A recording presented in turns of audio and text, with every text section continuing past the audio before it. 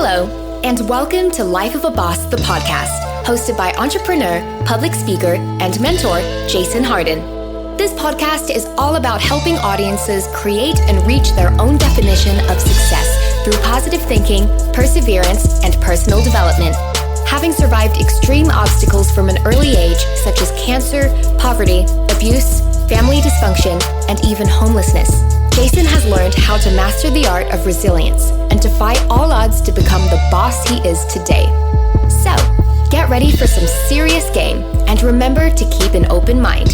Now, without further delay, here is your host, Jason Hardin.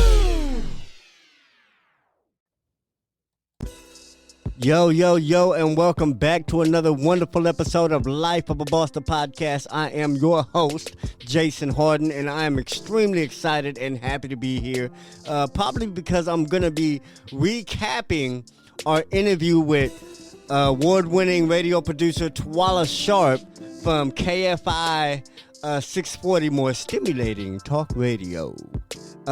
He's the producer of the Mo Kelly Show, also has his own podcast, Nerd-O-Rama on iHeartRadio, so check that out. But anyway, Tawala is an incredible young man. He's from my town, first of all, from where I currently reside. I'm from the Bay Area, but everybody knows I'm made in Dina. So Tawala is definitely a Dina cat. He goes back to 1995, 92.3 The Beat. Now, for those who are my age, 92.3 The Beat in 1995 was like Hollywood Boulevard, you know, to the film industry. Like, basically, like, 92.3 The Beat was hip-hop. It was black music on the West Coast in LA area. And because it was in the LA area, it set the tone for what the rest of the world recognized as hot music on the West Coast. You know what I'm saying? Whatever they played got play. You know what I'm saying? So he was in the thick of things back when radio really meant something. You know what I'm saying? Back when it was all we had to listen to other than the music we purchased. You know, there wasn't no iHeartRadio, Pandora, Spotify, even Sirius or any of the old schools, XM radio. There was none of that shit back then. So Tawala was back in the music industry where people in the music industry definitely wanted to be. You know, they wanted to get to 92.3, and for that to be the beginning of his career is amazing. You know what I'm saying? And that's what I wanted to touch on first. How we got that position at 92.3. And I wanted to say that he was all in on what he believed was his path, his definition of success, and that was being a rapper. You know, Tawala wanted to be a rapper with his group, but they didn't just want to be a rapper and make songs and stay in the studio making songs. No, they went out there and tried to perform, tried to get their demos heard, was pushing their shit, and they got a little love. They got a little love from the beat, and they kind of blew up for a hot little second. You know what I'm saying? Locally and in LA and with those that listen to music at that time from the beat. And what happened was Tawala was exposed to that radio station, you know, to 92.3 The Beat, specifically that radio station, as he was trying to pursue a rap career. And what that rap career did was led him to his interest in radio, you know, and I just wanted to emphasize that whatever you love to do, whatever your real passion is, if you go all in, even if that doesn't end up being your passion, it will lead you to where your life calling really calls to. You know what I'm saying? It'll lead you to where your life calling really is, to what you're really supposed to be doing in life. And I think that's an incredible thing to remember, because some of us are just wishy-washy with ourselves. We don't dive into an idea that we think is great because maybe it's not popular, maybe our parents think it's whack, maybe our friends think it's a stupid idea, maybe it looks funny coming from us because maybe we're black or we're a male or you're a female or whatever it is, and something doesn't look right coming from you, or it just doesn't look like it's supposed to be your thing. You know what I'm saying? How many people have given up an idea because it didn't look like it was supposed to be their thing? Maybe they love the violin, but you a 300-pound brother from the hood. You ain't supposed to be playing no violin. But by whose definition? You know what I'm saying? So that's why I say create and live your own definition of success. You know what I'm saying? Find out what that is because, man, your decision to pursue something is important. Your decision to pursue what your dream is very important. So make that dream you. Make that dream yours. Make that dream who you really are. And in the process of pursuing that dream, you might find what your calling really is. Like Tawala did. You know what I'm saying? He found his calling was in this seat of broadcasting, this seat of radio and airplay and conveying to the masses the art that people make and the art that we all love. So I just appreciate that he shared that. You know, I appreciate that he shared that his passion was rap, that he wanted to be a rapper, and that shit didn't work out. But because it didn't work out, you know, he was already exposed to a lot of the business that wanting to be a rapper will bring you. You know what I'm saying? Will bring you to. So that's why it's so important to dive into whatever you think your definition of success is at that time. Dive into it. Don't half-ass with anything, because had Tawala half-assed with his rap career at the time, he would have never got to the station. He would have never made it to the station to change his life. You know what I'm saying? Had he not been all in on what he thought was meant for him, and that was a career in rap. You know what I'm saying? So I think that was the foundation of the values of that interview to me, because it was just how he followed his passion, how he followed his interests, how he followed what he loved to do, and how that created the boss he is today. And let's move on. We got to move on. And another thing I took away from that was he went from intern to boss. You know what I'm saying here? For those that didn't catch the interview, listen to the interview. Don't even listen to this without getting some reference of where this material comes from, because that was a great interview. It was we have nothing but great interviews. I can't even rate it top 1, top 5, top 10, because they're all great, because they're all bosses giving their personal experience. So Tawala's interview was great, and it was so packed with nutrients. You know what I'm saying? It was so packed with vitamins and minerals and shit good for our bodies as businessmen and as professionals and as bosses and training and bosses to be and bosses and boss veterans. You know what I'm saying? Wherever you are in your bossism, he had game for you. You know what I'm saying? And I appreciate that, because I've never spoken to Tawala to this extent ever. You know what I'm saying? I've never gotten this much detail and this much game from him in all our conversations, because there weren't that many. You know, Tawala, that's one thing I can say, that he reached out to me. You know what I'm saying? I was running for office in the city that we're both from, and he said, "Hey, Jason." I didn't even know who he was. Like, who are you? I didn't even, because like I said, I'm not up on radio like that. I'm not up on game. Had I been up on game, I would have already know who he was. But he was like, "Hey, Jay, I'm a producer on the Mo Kelly show. I'm going to get you on the show. I'm going to get you on the air." You know what I'm saying? And for those that don't know, KFI is a big deal.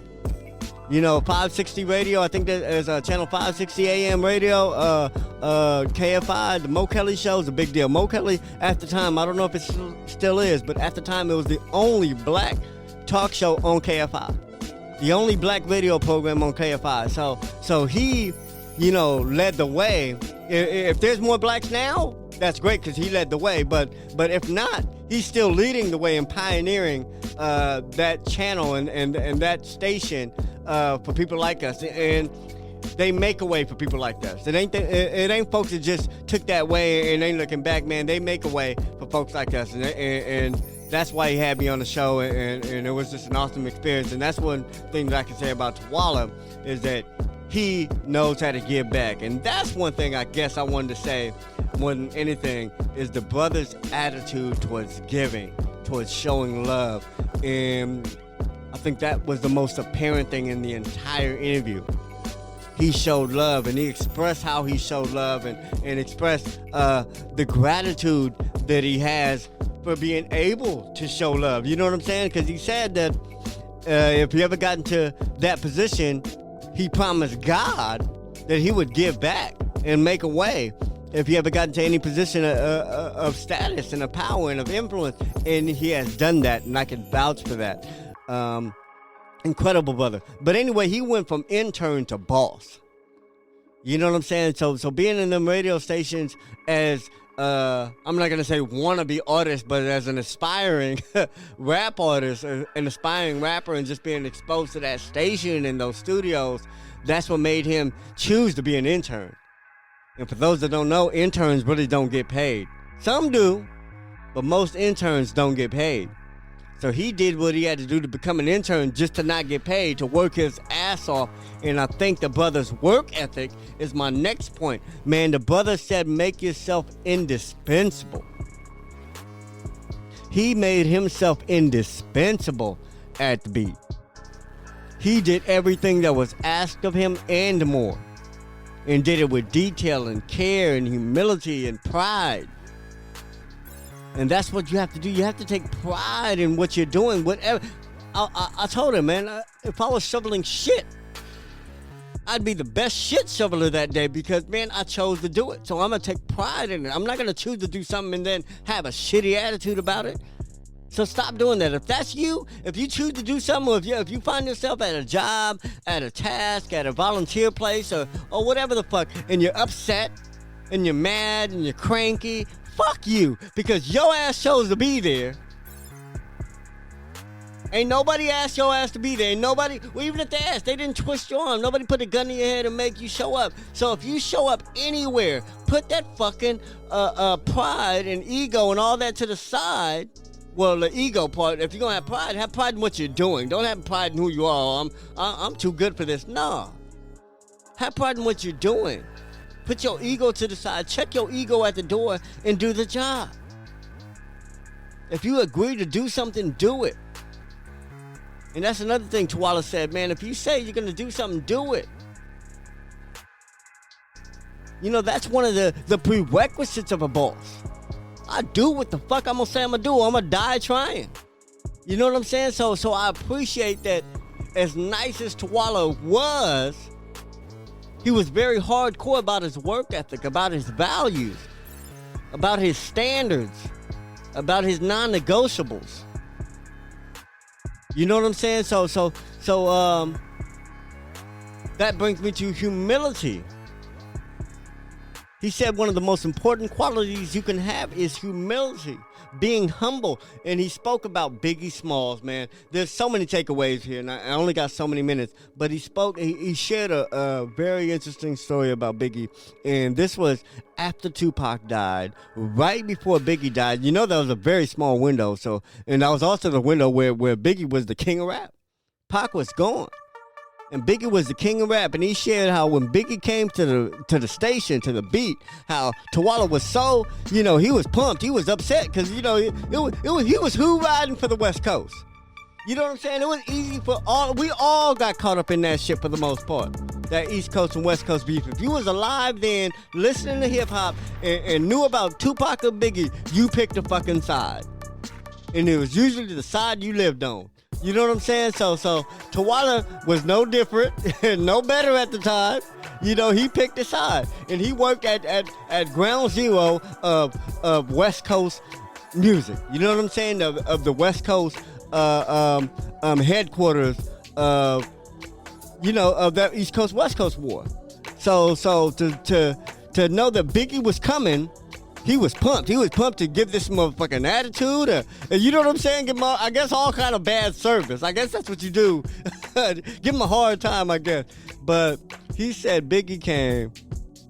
And when Biggie came, you know, he didn't have an entourage, didn't have the, you know, whole clique or whatever. He said he had Lil C's with him and maybe his driver.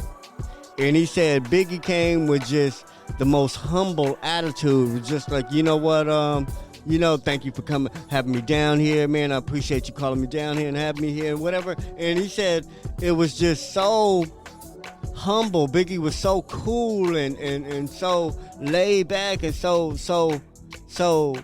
appreciative of being there, and he didn't need nothing. He was a boss at the time. He was the king of rap. He could have just had all this ego and all this I'm the shit, but he didn't have that. And Tawala said that was disarming. You know what I'm saying? That he didn't even have that rage. All that shit just dissipated.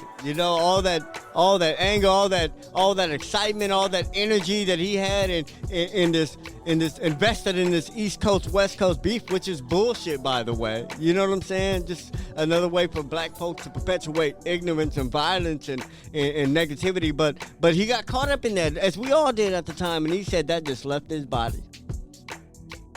And then a couple weeks later, Big got killed. But he said that was the experience that really softened him up as you know what I'm saying, and really appreciating people for who they are and being giving and being humble and that was his major takeaway, and that was my major takeaway from this interview is the humility of this man and the humility that is required to be extremely successful.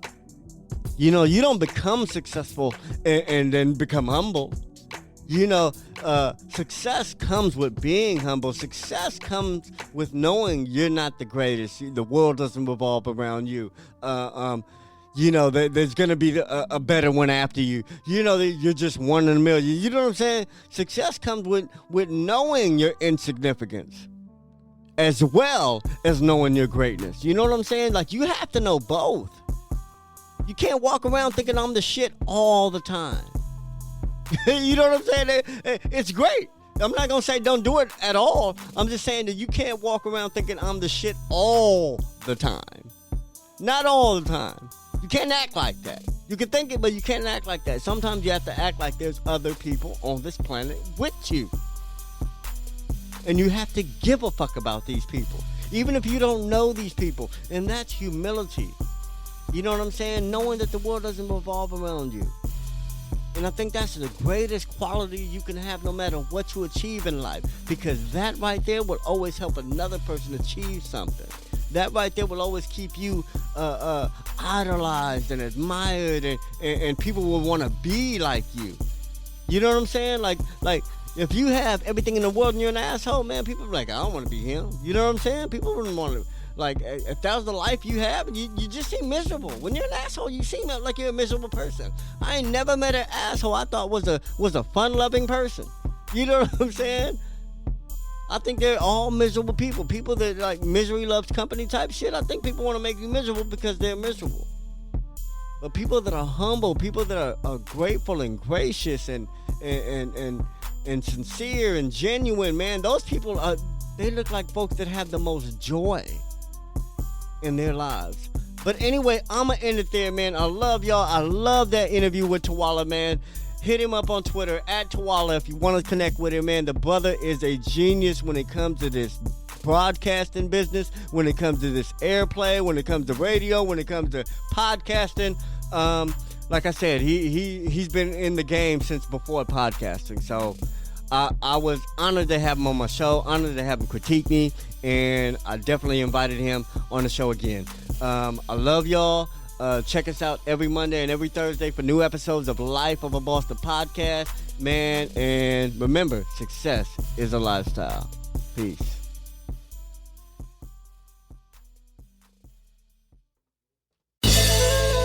Did anything stand out to you in today's show? If so, let us know. Your questions, comments, and concerns are important to Jason, as he is determined to always deliver to you only the most impactful information and content. Until next time, please subscribe, like, comment, share, and leave a review whenever possible. You may visit lifeofaboss.net for more episodes and great resources to help you become the absolute boss that you were meant to be. You can also follow Jason on Facebook, Instagram, and Twitter at Hardin. Thank you. And to never forget that success is a lifestyle.